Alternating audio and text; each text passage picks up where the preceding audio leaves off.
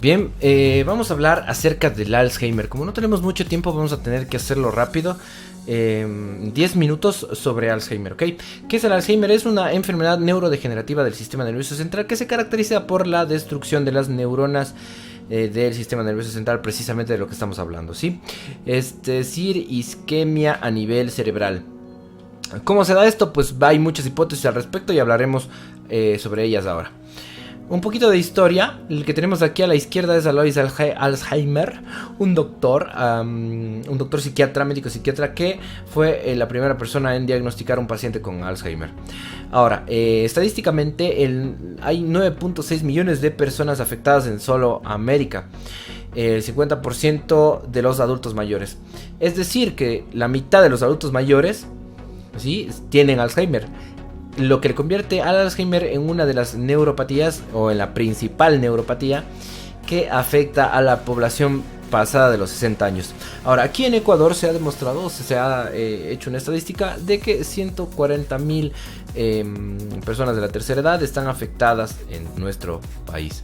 Ahora, ¿qué es lo que podemos ver en un paciente con Alzheimer? Pues el Alzheimer va a ser progresiva, por tanto va a tener varias etapas. Y en cada etapa pues van a ir presentándose más signos que nos pueden diagnosticar esta enfermedad, nos pueden ayudar al diagnóstico de dicha enfermedad. Se presenta pues como primera instancia una pérdida de memoria leve de los recuerdos de corto plazo, sobre todo no podemos aprender cosas nuevas. Esto se podría confundir con cualquier tipo de demencia senil o ya una demencia a causa de la edad, ¿no? Pero sin embargo, al ver que esto es progresivo, es raro, es diferente, es porque ya hay un deterioro cognitivo. Es decir, el paciente no puede ubicarse en tiempo, espacio y persona. ¿A qué me refiero con esto? Pues si ustedes le van a preguntar a un paciente con Alzheimer ¿dónde estás? Pues capaz que no sabe dónde está o no se ubica bien en el momento preciso donde está, o en el tiempo, en el día, en el espacio. Y esto ya es un deterioro un poco más avanzado, lo que nos podría avisar que el paciente tiene Alzheimer. Ahora, ¿qué otra cosa nos puede, qué se puede presentar? Pues habiendo ya perdido la memoria de corto plazo, lo siguiente que se pierde es la memoria de largo plazo. Y después vamos a ver por qué, y es por las zonas del cerebro que va afectando.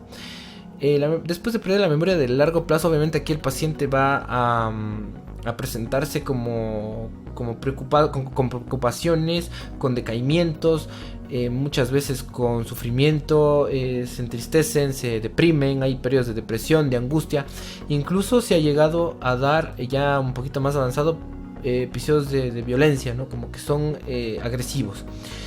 Bien, esto más o menos lo que podemos presentar. Ahora, aquí tenemos un corte histológico de tejido nervioso, neuronal. Lo que podemos ver aquí son neuronas que tienen como unos cuerpos. Si ustedes pueden ver aquí estas zonas que están más oscuras, ¿sí? Se las conoce como placas seniles y van a ser un depósito de una proteína que luego vamos a analizarla. Pero ahora lo que quiero es que se queden con esta imagen, porque esto es lo que una biopsia común de una corteza cerebral de un paciente con Alzheimer que ya está bien avanzado. Vamos a ver. Bien, lo que estaba hablando acerca de esto es estos cúmulos, ¿sí?, se provocan porque existe una proteína que se llama beta amiloide que se ancla a los receptores del neurotransmisor para facilitar el ingreso del neurotransmisor. Es decir, que son facilitadores de la sinapsis. Sin embargo, esta proteína beta amiloide, cuando sufre una mutación, no puede escindirse y se queda en el tejido, y por eso se forman las placas. Escindirse es como que degradarse, destruirse, ¿no? O sea, es igual, la acetilcolina cuando es liberada tiene que escindirse. Igual esta proteína beta amiloide, cuando ya es usada como una enzima, tiene que escindirse. Sin embargo, en algunos casos no lo hace y presenta estos cúmulos de acumulaciones proteínicas de los axones que a la final lo que están haciendo es destruyendo el cuerpo de la neurona y el axón. Esto se presenta en pacientes con Alzheimer, en la mayoría de ellos, sin embargo no en todos. Es por eso es que es una hipótesis de lo que podría estar causando el problema. Ahora, vamos a ver otra de las hipótesis. Otra de las hipótesis es la relación que tiene el Alzheimer con el diabético.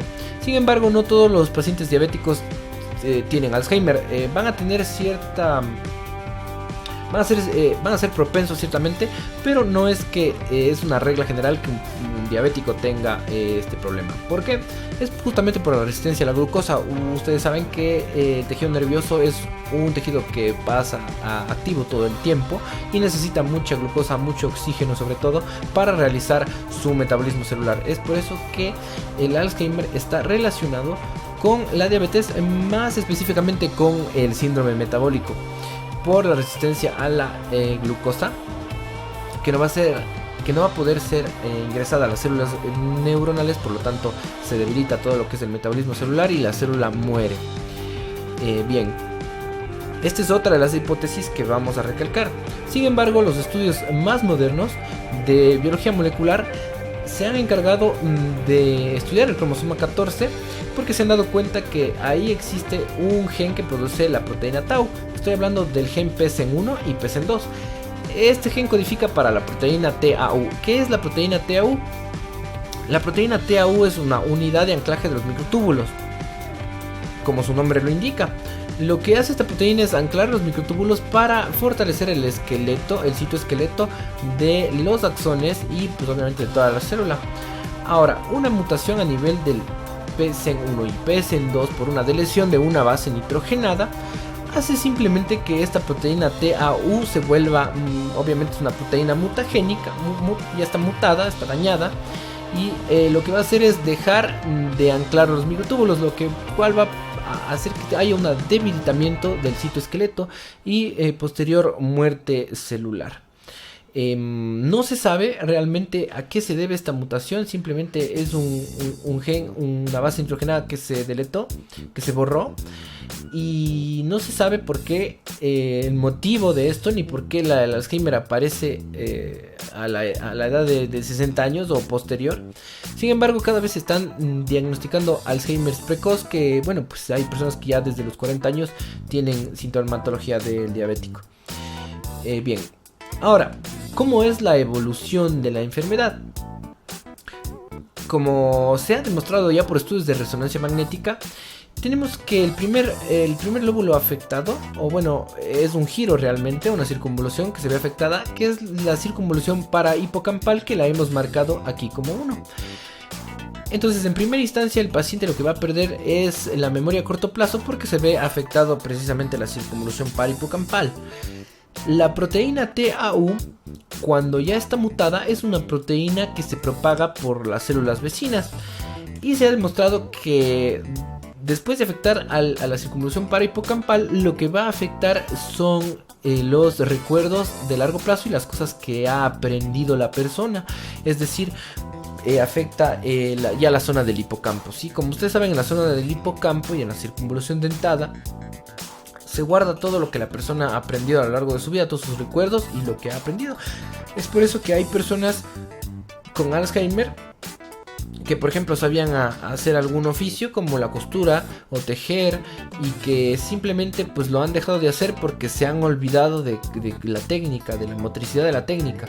Y pues ustedes saben que cuando aprenden algo mecánicamente, por ejemplo a manejar un auto, simplemente ya lo hacen por sí solos prácticamente, ¿no? Es algo casi autónomo, ¿no? Pero esas personas se olvidan precisamente esas cosas, y ese es uno de los signos que a nosotros nos pueden ayudar a diagnosticar esta enfermedad. Posteriormente se afecta ya lo que es la circunvolución del cíngulo, y para distribuirse a todo el cerebro. Es por eso que en pacientes con etapas avanzadas de Alzheimer pues ya presentan deterioros incluso metabólicos. Es decir, el paciente con un Alzheimer avanzado va a tener mucho sueño, va a verse debilitadas sus funciones musculares, el corazón va a latir más lento, es decir, todo va a ir deteriorándose, porque precisamente en resonancias se puede ver una atrofia ya de todo el cerebro. Bien, en cuestión de tratamiento decimos que el Alzheimer pues no es algo que se cure, de hecho es letal, es mortal. Está determinado que un paciente que se le diagnostique de Alzheimer tiene más o menos unos 7 a 10 años de vida después del diagnóstico. Sin embargo, se puede tratar un poco lo que es la patología, haciendo que pues sea un poco más leve, ¿no? y lastimosamente pues no es reversible para nada, pero se puede usar algunas técnicas como son los inhibidores de la colinesterasa. Para ver cómo actúa el inhibidor de la colinesterasa en los pacientes con Alzheimer, tenemos que conocer un poco la fisiología de la acetilcolina y la colinesterasa. Bien, la acetilcolina es un neurotransmisor, empecemos por ahí, y la acetilcolina se guarda en una membrana, bueno, una terminal axonal, que es esta que vemos aquí de amarillo, una terminal del axonal que va a tener la acetilcolina guardadas en vesículas generadas en el aparato de Golgi, ¿sí? Entonces, esta terminal axonal va a tener canales de calcio dependientes de voltaje. Estos canales se abren, es decir, se hacen permeables al calcio. El calcio entra y facilita o estimula la liberación de la acetilcolina a este espacio que es el espacio sináptico. Bien, entonces la liberación de la acetilcolina de este neurotransmisor es captado obviamente por unos receptores específicos de acetilcolina que van a estimular esta célula para abrir los canales de sodio para que se despolarice, y así es como se produce lo que es este impulso nervioso.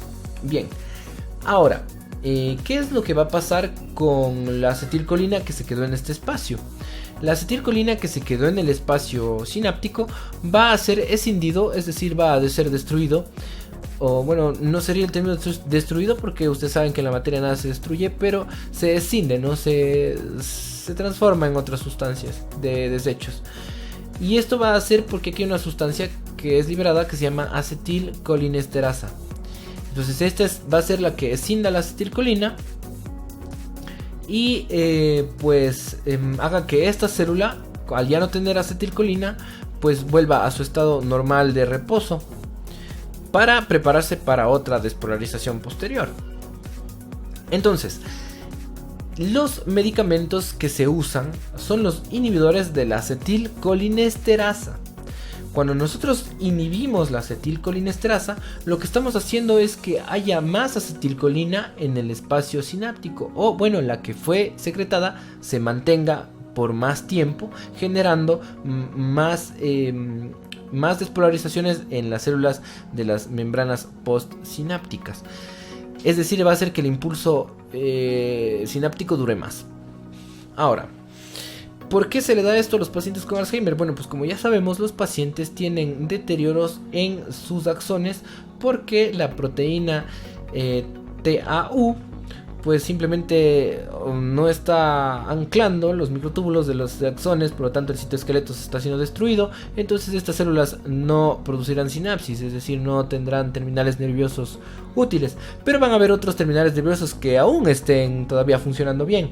Entonces eso hace que la acetilcolina que se mantiene en este espacio se mantenga por más tiempo para que las células que aún están sanas puedan seguir produciendo impulsos, puedan seguir produciendo sinapsis. Obviamente, como ustedes ya se habrán dado cuenta, este tratamiento no va a curar al paciente. Sin embargo, lo que está haciendo es forzando a las células sanas a mantener una sinapsis más prolongada, lo cual a la larga también tiene sus desventajas, porque bueno, pues la célula que trabaja mucho en exceso, sobre todo si es una neurona, va a terminar cansándose también. Y esto es más o menos lo que va a ocurrir. Entonces, más allá de conocer el nombre del tratamiento, tenemos que conocer la acción, lo que ya les he explicado antes. Sin embargo, acá a la derecha tenemos algunos nombres de los fármacos que se usan: donepezil, ribastigmina y lo que es galantamina. Esos son inhibidores, ¿sí? El donepezil y la galantamina van a ser vía oral. Y la ribastigmina, esto es para pacientes que ya no toleran la vía oral, porque recordemos que en un deterioro neurológico también van a estar afectados algunos núcleos viscerales, y pues van a haber pacientes que ya se olviden de tragar, de comer, e incluso ya cuando están en la etapa terminal van a olvidarse de respirar. Y así es como realmente un paciente con Alzheimer va a fallecer. Ahora, la ribastigmina viene en parches, como tenemos aquí el nombre, viene en parches, pues para los que ya no toleran la vía oral, usan este tipo de medicación en parches para la piel, y bueno, eso les va a ayudar un poco a seguir manteniendo esa acetilcolina.